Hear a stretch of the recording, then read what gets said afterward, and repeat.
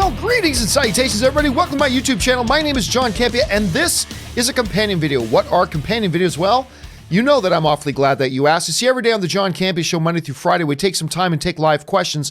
Most of the time, we can't get through all the live questions that get sent in, but I want to make sure those questions get answered in a video, so I gather up the unused questions, and we answer them here on companion videos. Now, this particular companion video is dealing with the leftover questions from this morning, Tuesday, April the 30th. Those are the questions we're getting around to now, so let's not waste any time and jump right to it. And the first question we're going to start getting caught up on is from Murray Reich, who writes, I don't see Endgame as a Best Picture nominee, but that Joker movie has potential to be one if it's good because it looks more grounded as an indie film than a comic book movie, in my opinion.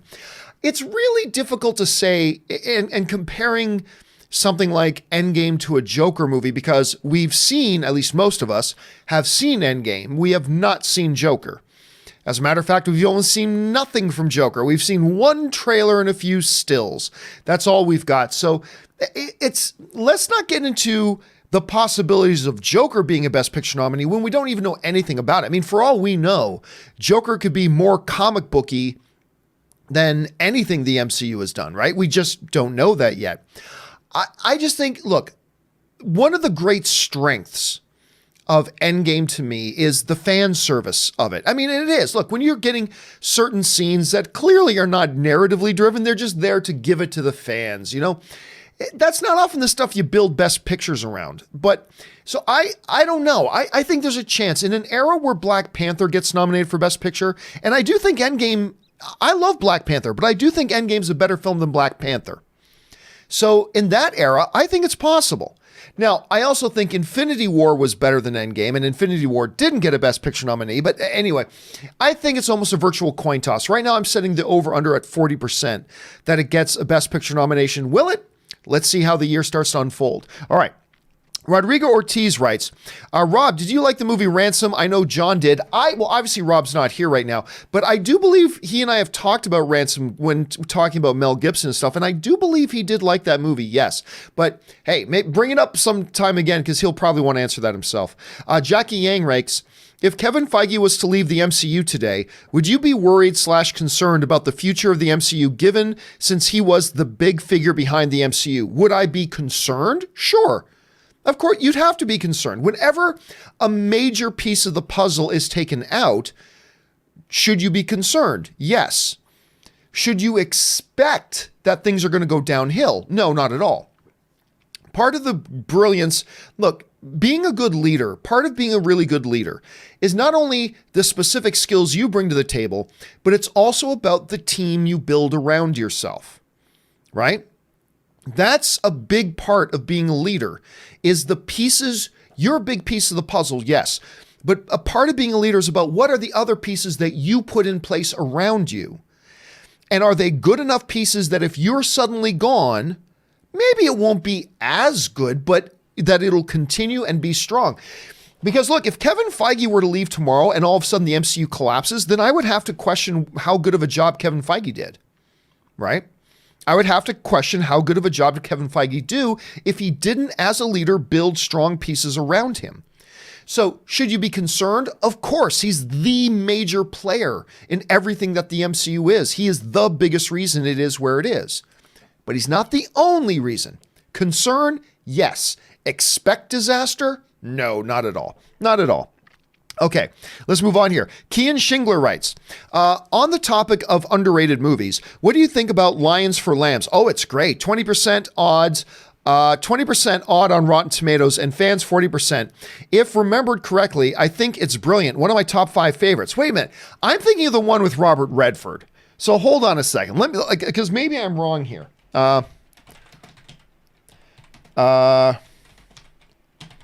Let me just see here, because I'm thinking of the one with Robert Redford that I really quite enjoyed. And it is, man, I'll tell you what, I didn't realize it had such a low critic and audience score. I really like Lions for Lambs. I did.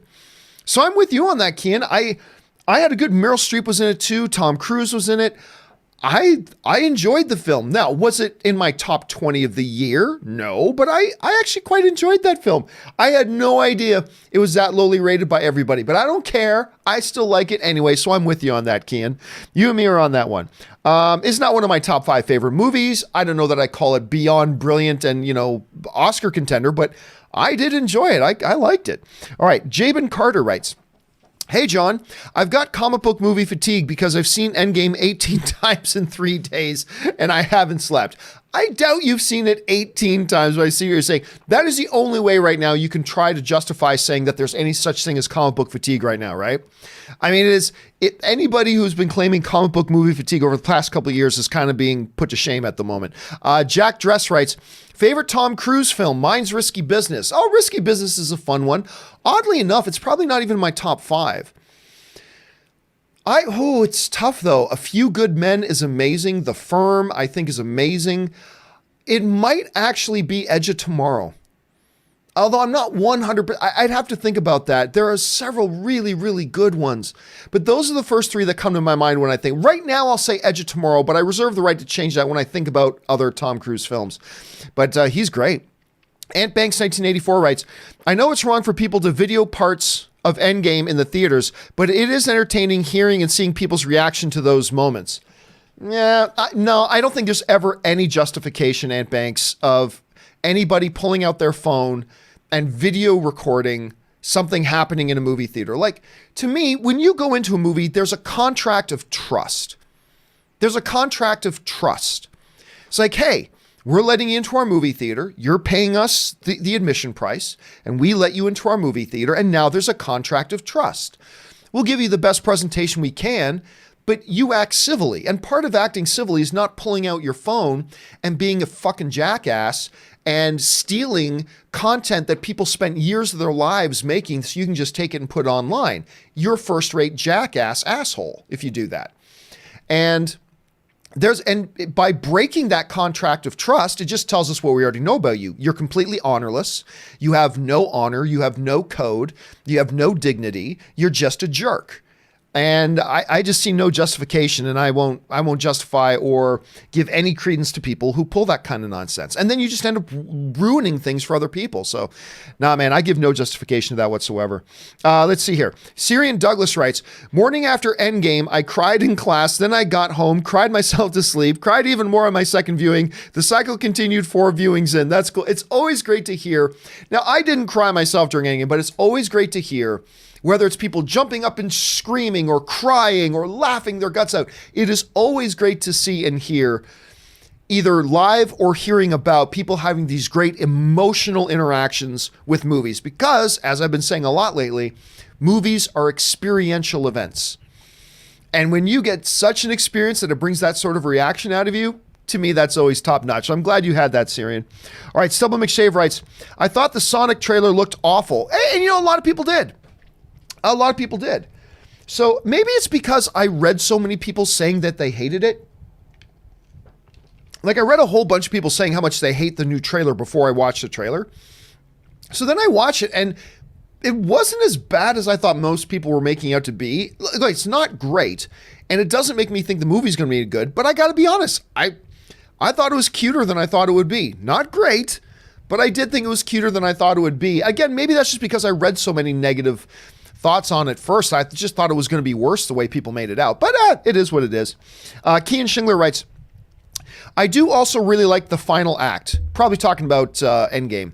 "Not because of the quality, but more because it was a thank you to the fans for sticking with us for the last 10 years, which was a classy touch." I mean, look, that's the thing. I keep telling people there's a lot of the final act of Endgame, and I'm not going to spoil anything, that was strictly fan service. The thing is, people often hear the term fan service and they think that's a dirty phrase. And it's not. Done right, fan service is a gift from the filmmakers to the fans. And when you understand in that context, if you've seen Endgame, there's a lot of things that happen in that final hour that don't make any narrative sense and aren't brought about by narrative necessity, but they are done because the fans would love it and we're serving it up for the fans. And there's a lot of that in there. And I agree. That's part of what made the experience so much fun, is that they did take a chunk of the movie and say, here's a love gift to you, the fans, from us at Marvel. And I agree with your assessment of that, Kean. I really do. All right. Kean also writes, Endgame, just in case we met. Oh, no. I totally understood what you were talking about, Kean. No worries about that. The Philadelphia Forces writes, just watched the Sonic trailer, and though I liked the way Sonic looked and Carrey as Dr. Robotnik, I didn't like the trailer. What's your thoughts? Well, we talked about it this morning in depth a little bit. I didn't think it was great. I did like the look of both how he looked and sounded and acted. I like Jim Carrey as Robotnik. I love seeing James Marsden in there. I'm not thrilled on the look of Sonic, but overall it's pretty faithful. And again, I didn't think it was awful. Shoot me, but I didn't think it was awful. I didn't think it was great, but I didn't think it was awful. Stubble McShave writes, what was the motives for Night King to invade? Oh, the same motive he's always had. The motive of the Night King is to bring about eternal night. He wants to eradicate life in the Seven Kingdoms. And one of the main things he has to do that is to get rid of the Three-Eyed Raven. So that's why he was there. He was going to hit there eventually anyway, but that's why he was there right then. His main motivation is to basically wipe out life. That's what he wants to do. So at least that's my understanding of it. Javier Belmer writes, as a Sonic fan, the trailer was hard to watch. The design, the music, Jim Carrey, and I'm a fan, but it's clearly not Dr. Robotnik. The comedy fell flat, a film by people who don't get Sonic. I don't know. Sega made the movie. Sega were some of the people behind the movie with them. I think it's safe to say they understand Sonic. What drives me crazy, and again, I don't love the trailer either, but it does drive me a little bit crazy when I hear people say, oh, the people who made the movie, they don't understand that property. As a matter of fact, they do understand. They got people working behind the scenes with them on it that understand it better than you or I ever will. That doesn't necessarily mean it'll execute and come out the way they envisioned, but again, it's just a first trailer. Look, guys, how many times have we seen a great trailer to a movie that ended up sucking? How many times have we seen a bad trailer to a movie that ended up being great? I just talked about On the Edge of Tomorrow, right? The trailers for that were horrible, and the movie was fantastic. So be hesitant, Javier, to start throwing around terms like, they don't understand Sonic. Well, I'm going to go out on a limb and say probably some of the people behind that probably have a better understanding of Sonic than I or you ever will. That doesn't mean it's going to execute, though, right? Doesn't mean that. Look, the guy who directed the Dungeons and Dragons movie from a bunch of years ago, he knew Dungeons and Dragons inside out and backwards. Like, completely. He's a lifelong Dungeons and Dragons player. He totally knows the property. That doesn't mean it executes well, though, right? So let's keep that in mind. Okay. Hoser Miaz writes, will Star Wars Episode 9 be 3 hours long? I don't see why we should expect it would be. Just because one movie just came out that was 3 hours long, that doesn't mean every movie has to be 3 hours long. So I don't think it will be. I hope it's not, but I don't see any particular reason to believe why it would be. Yeah, so I'm going to guess no. Just a guess. I don't know. Nobody from Lucasfilm has called me to tell me the running time, so I don't know. But I'm going to guess the answer to that is no. Our Jace1 writes, over under 25%, we will hear about a metal stronger or equivalent to vibranium, such as adamantium mentioned in Black Panther 2. I'm going to take under 25% on that. Look, we've already heard from Kevin Feige. We're not going to see or hear from anybody in the X-Men or Fantastic Four universe probably for a few years. However, that doesn't mean little Easter eggs can't be dropped. Like somebody casually mentions adamantium, right?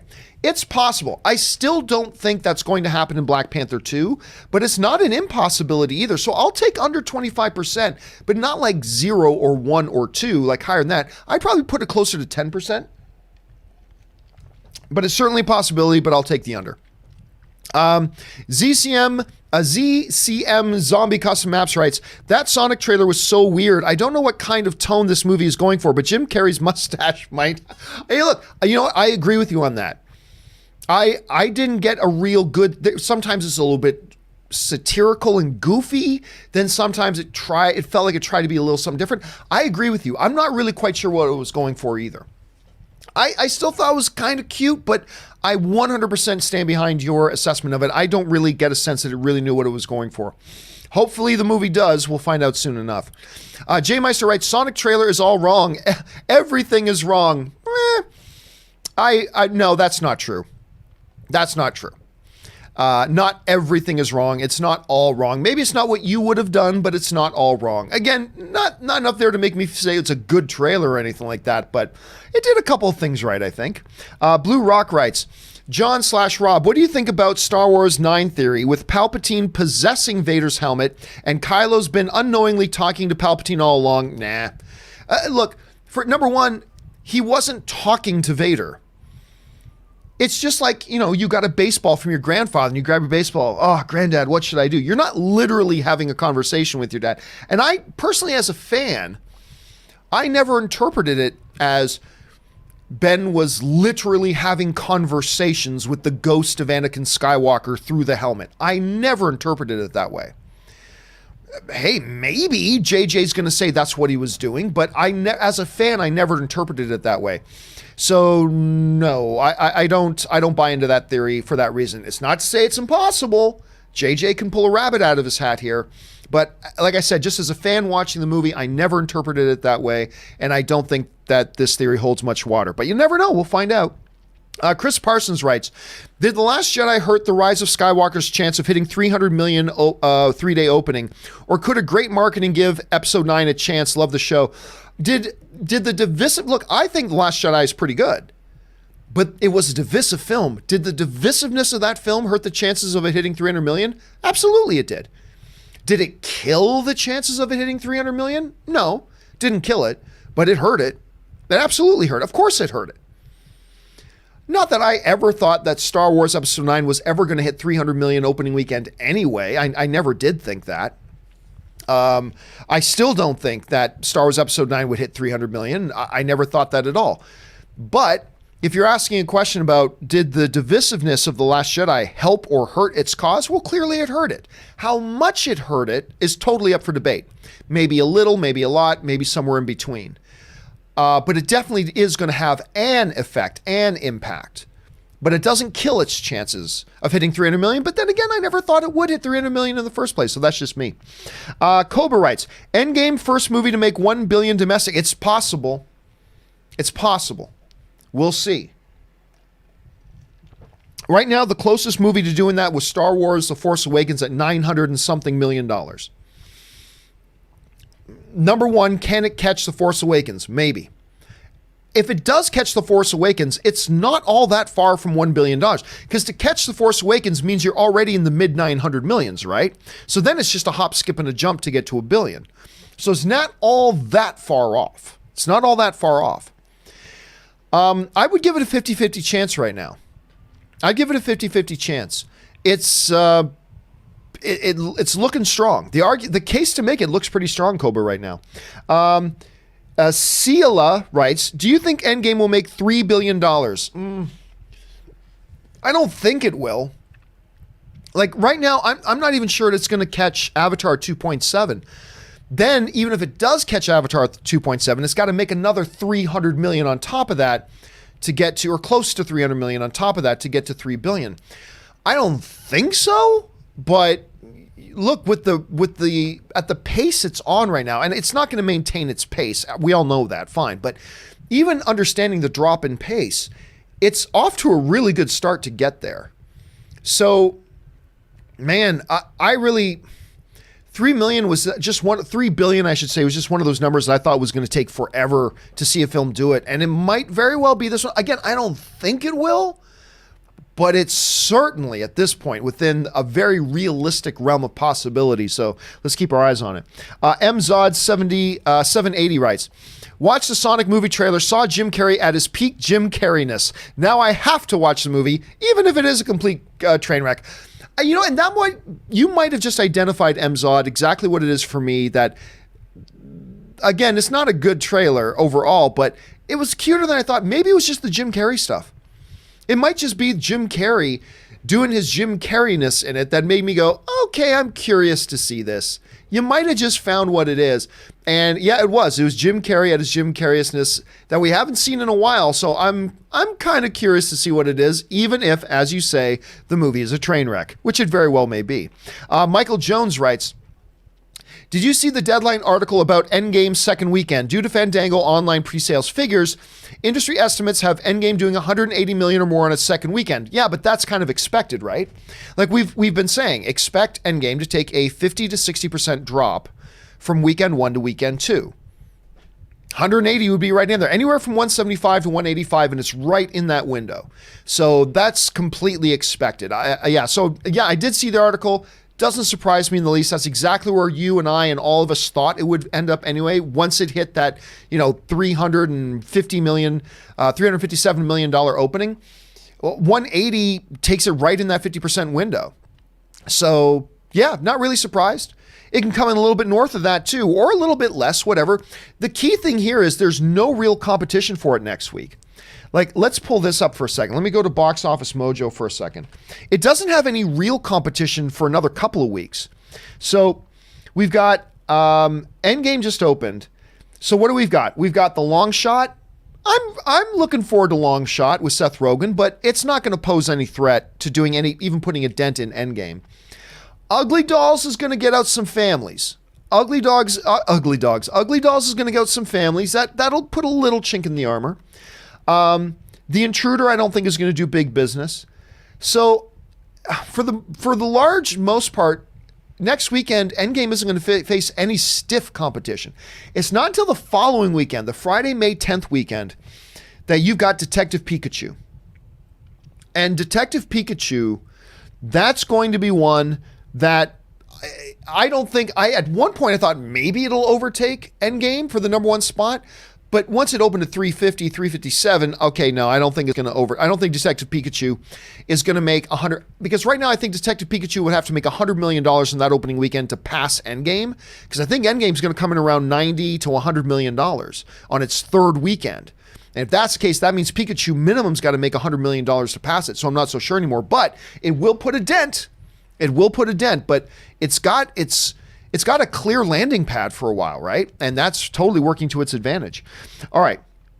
Alexander Wilson writes, Robert, you said that the last episode of Game of Thrones didn't move the story. Oh, that's ridiculous. I think it did, but can you explain in your words why you didn't think it moved the story? Oh, maybe he misspoke, because clearly this episode moved the story. We have gone from the pre-Battle of Winterfell now to the post-Battle of Winterfell, and a million things have changed. The landscape has changed. The world has changed. To say that the narrative, it didn't do anything to further the story is... Look, we've gone from the beginning of that episode to this giant threat on the world with the White Walkers, to now post that the Night King is now dead. That changes the landscape of the world entirely. To suggest that the story wasn't moved forward, I got a feeling Rob might have just not worded himself correctly. But let me not make the mistake of assuming that I can speak for Rob, because he's not here right now. But I'd be curious, if that is what Rob meant, I'd be curious to know what he meant by that too, because to me it's very clear the story did move forward quite a bit, even with very little dialogue. If that's what Rob meant, I would like to hear what he had to say about that too, because Rob's got tremendous insights. And a lot of times he sees things that we don't, that seem ridiculous on the surface, but then you really get into his rationale and you're like, oh, I mean, that's why I love talking movies with Rob. And I love debating movies with Rob, because he's a real smart dude. He's wrong, of course, sometimes. Usually when he disagrees with me, he's wrong. But I mean, honestly, the dude is super smart, and that's one of the reasons why I love just talking movies with him. Let's see. Eli writes, as a bigger DC fan than Marvel, bums me out how DC Warner couldn't get that cinematic universe right to see something epic like the last two Avengers movies. Well, I mean, that's a little bit unfair. Like, it's not like... When you look at the combination of Infinity War and Endgame, that's a really high level. To say that anything that doesn't get to that level, just wasn't done right. Well, that's a little harsh. And that's overstretching it a bit. That's just being a 10-10-10-10 or 0-0-0-0 mentality. And that's not healthy for film fandom or for filmmaking at all. But it is a shame that they weren't able to garner the type of love and enthusiasm from the audience the way that the MCU has. That's true. But DC doesn't have to deliver something as big as Infinity War in order to be considered that they did it right. That's not true at all. Just like any drama movie doesn't have to put out something that's as good as The Godfather or else it's a failure, right? So let's scale that back a little bit. Let's just reel that in just a little bit, Eli. And by the way, DC's on a good path right now. You know, they're on a good path.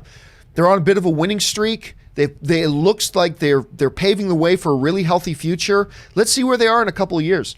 Chris Hamilton writes, who did time travel better, Endgame or Days of Future Past?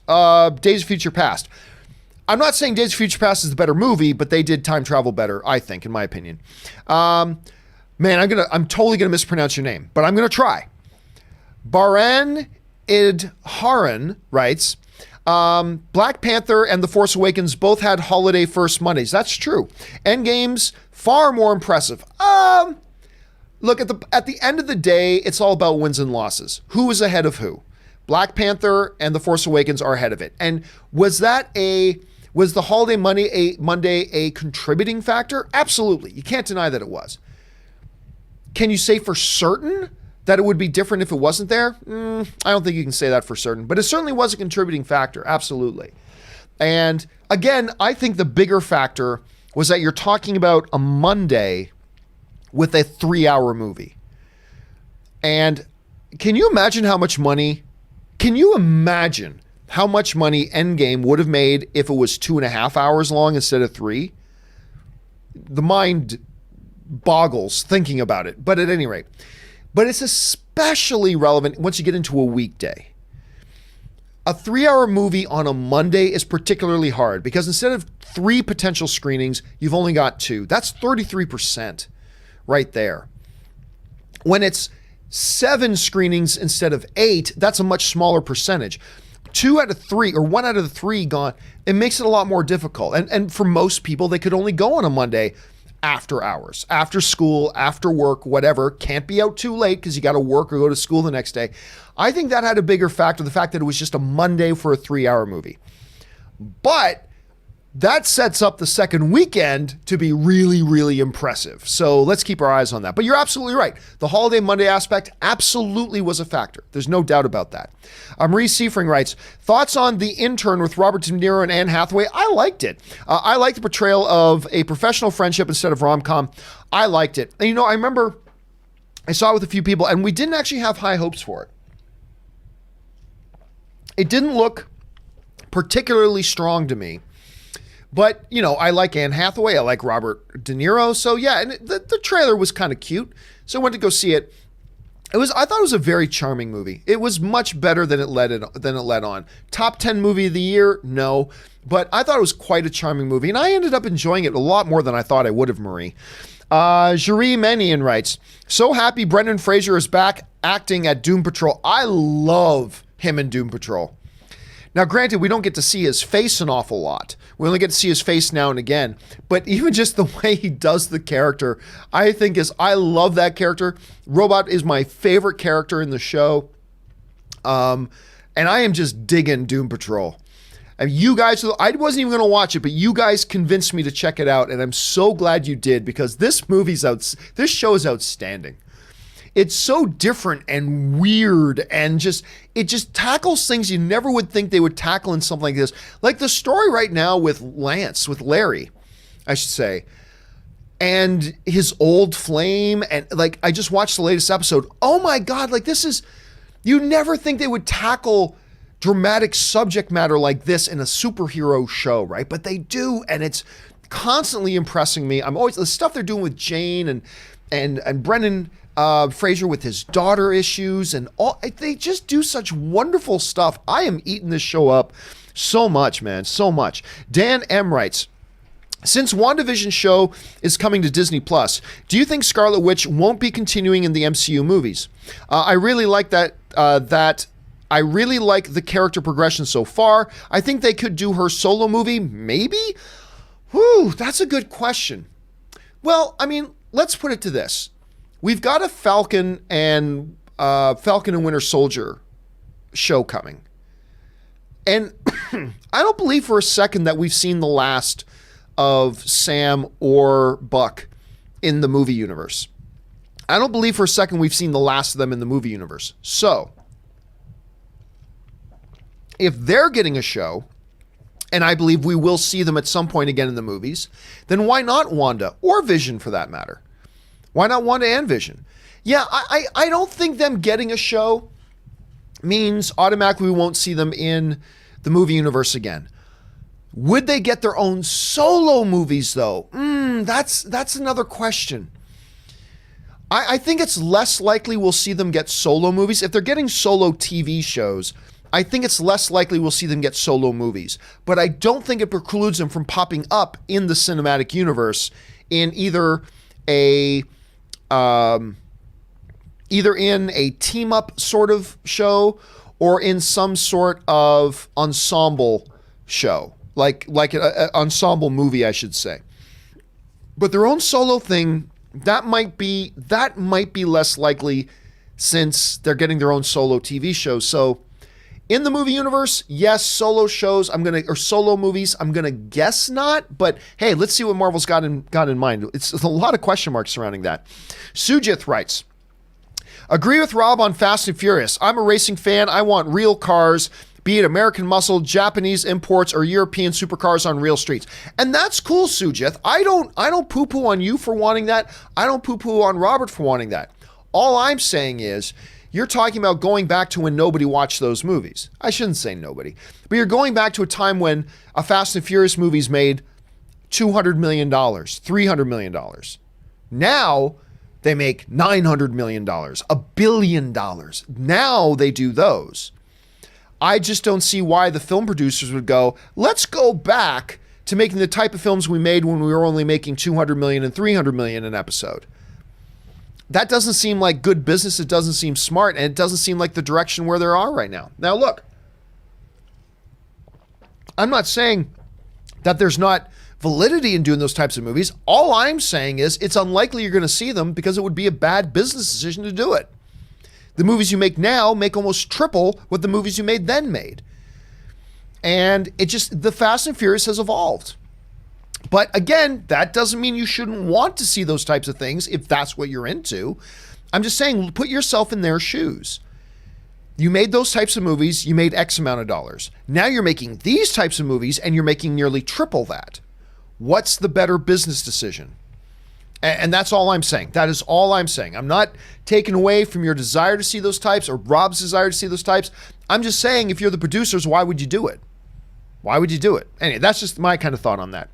Let's see here. Star Killer writes, do you ever think it will be a balanced Force order? No, remember, here's the thing that people misunderstand about the Force and the balance of the Force and all that kind of stuff. The Jedi maintain the balance of the Force. Under the Jedi, the universe was not a utopia. There was darkness and evil and all that kind of stuff in the universe. And it was always the Jedi fighting to maintain balance, right? Balance brings a tranquility. The Sith just covered the universe in darkness. That was the whole point of the Sith, just covering the universe in oppression and darkness. And that's what it was. The Jedi being in power didn't cover the entire universe in light and happiness and goodness, not at all, but they maintained the balance. They maintained the balance. You don't get an order that is part, let's go help that old lady cross the street and then let's go back tomorrow and kill that old lady.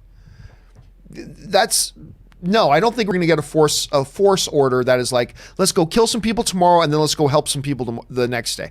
I don't see this. See, the Jedi maintained the balance of the Force. And even while the Jedi were still in power, even then they considered that the Force was out of balance towards darkness. We were still out of balance. So that's why they looked forward to a prophecy that said somebody will come and bring balance to the Force. Because even with the Jedi in power, the Force wasn't in balance. It was skewing towards darkness. And they were there trying to fight off the darkness, but they didn't know the Sith were still there. Little did they know.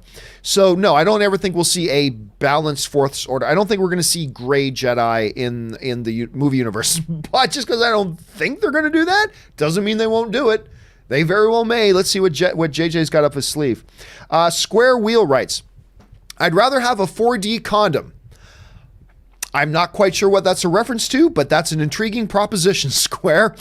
Christopher Sanchez writes, number one, there's a section of the population that don't care about Oscars. If you cement your opinion on any movie only because it won Oscars, you're doing it wrong. Okay. Number two, to me, Endgame is better than Return. Okay.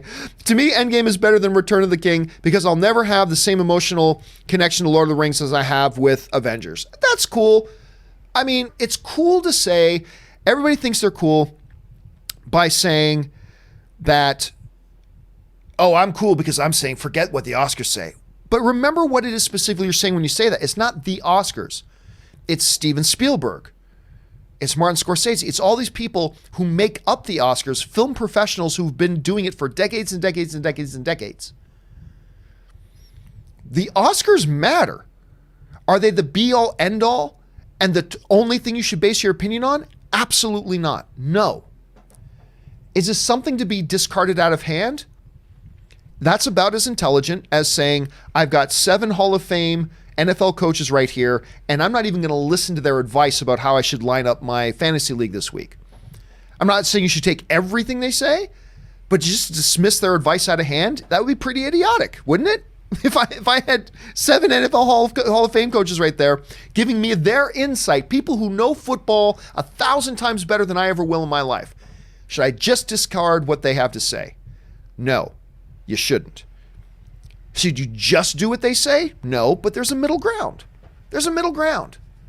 So anyway, that's what I kind of say that. Now look, because all film is subjective, if to you Endgame, that's been around for 5 seconds, is to you the be-all, end-all, or whatever, then that's what it is to you. And there's nothing wrong with that. There's nothing wrong with that. Lord of the Rings, to me, though, nothing. Like, there's not a single element of Endgame that comes close to Lord of the Rings. The acting in Lord of the Rings is better. The screenplay is far better. Now, again, this is all my subjective opinion, too. The score is infinitely better. The drama is infinitely better. The story is infinitely better. The satisfaction, the conclusion of it all is infinitely better. And on top of all that, that's just my personal subjective opinion, just like yours is about Endgame. And on top of that, it's worth bringing into the discussion that the organization filled with film professionals who know film better than anybody also bestowed upon Lord of the Rings the most Oscars ever won by a motion picture. No film has ever won more Oscars than Lord of the Rings: Return of the King. None. Never.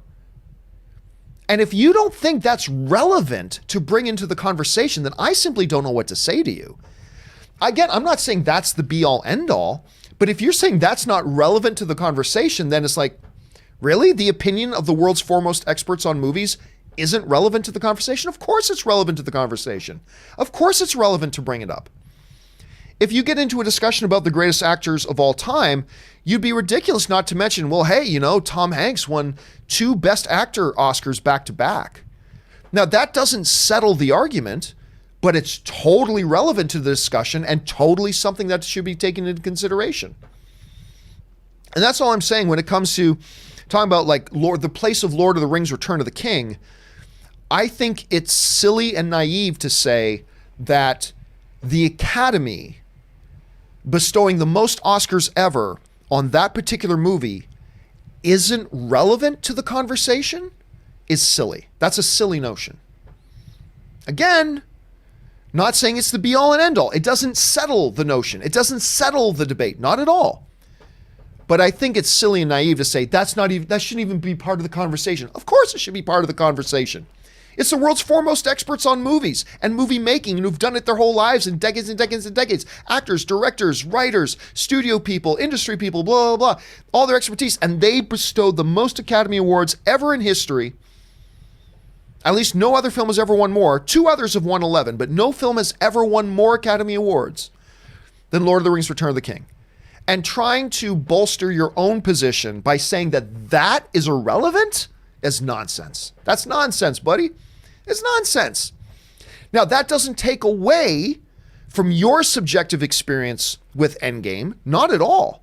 Nor does it take away from my subjective experience with Endgame or with Lord of the Rings, not at all.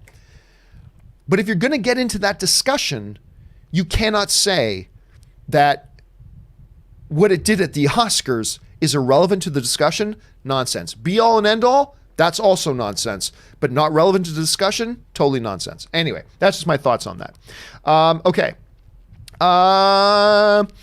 Tiberius Funk writes, "Hey John, I know you pulled your Game of Thrones episode 3 video due to Endgame spoilers. Will you repost it later this week? No. Giving people more time to see the movie, you mean the episode? No, I just don't have, I literally don't have time to take the time to download it, edit it, re-render it, and re-upload it. I just don't have the time to do it. I'm literally working 14, 15, 16 hours a day. I don't have time to do that. I've got fact checker Jonathan working on other stuff right now. So unfortunately, no. It's my own fault. I dropped a spoiler for Avengers Endgame in it. It was stupid. It was totally unintentional, but I did it. And believe me, I want it to be up because I make money by having these videos up and people watching them. That's how I make money. I'm losing money by not having that video up. But I have a bigger responsibility to my audience to make sure things don't get spoiled, and I spoiled something, so it's my responsibility to pull it down. And unfortunately, I just don't have the time right now to even just spend 45 minutes or an hour to get it all prepped and repackaged and re-uploaded. I just don't have time to do it. So, because I got to make these companion videos, and then I've got about 15 Avengers Endgame companion videos I got to do as well. And I just don't have the time, man. But I appreciate you asking about it. But hey, but don't worry. We'll do one for episode 4. And this time I won't be an idiot and drop more Avengers Endgame spoilers like an idiot that I did last time. All right. The McDougal Bugle writes, "Reason Black Panther and Force Awakens beat Endgame Monday's box office is because The Force Awakens Monday was on 12/21 winter break and Black Panther was on a third President's Day weekend, kids out." Again, I think that is relevant. I think that's part of it. I think that's a contributing factor. But I don't think it's the be-all end-all of it. I think a bigger factor when you're talking about a weekday runtime is the 3-hour runtime of the movie. Again, because on a Saturday, okay, the difference is 8 screenings instead of 9. Okay, but on a Monday workday and school day, there's really leaves you 2 screenings instead of 3. That's a 33% difference. And I think that was a big factor in it as well. But this is, like I said earlier, McDougal Beagle, that is also absolutely a relevant factor to it as well. All right, guys, that will do it for this installment of the companion videos. Thank you so much for joining me. Listen, guys, don't forget the John Campea Show returns again tomorrow with me, Ashley, Robert Meyer Burnett. Make sure you guys come back and join us at that time. That'll do it for me for now, guys. Thanks for being here. My name's John Campea, and until next time, bye-bye.